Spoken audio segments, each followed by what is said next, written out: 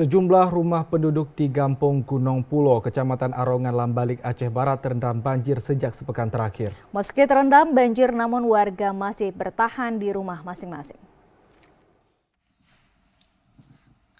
Akibat hujan deras, sejumlah rumah penduduk di Gampong Gunung Pulo, Kecamatan Arongan, Lambalik, Aceh Barat terendam banjir. Peristiwa ini sudah terjadi selama 1 pekan terakhir, namun banjir tidak kunjung surut. Banjir di kawasan perkampungan ini terjadi setiap tahunnya yang diduga akibat dangkalnya sungai dan juga semak belukar.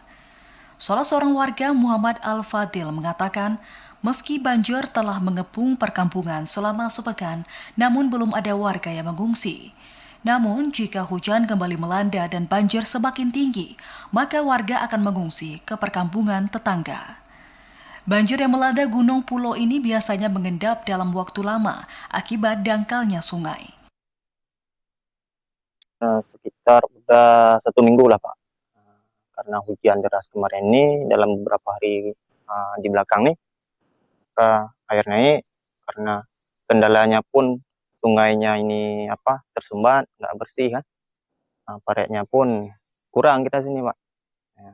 Ya semoga lah harapannya dari pihak pemerintah kita bisa dibersihkan sungai dan ditambahkan paret Pak.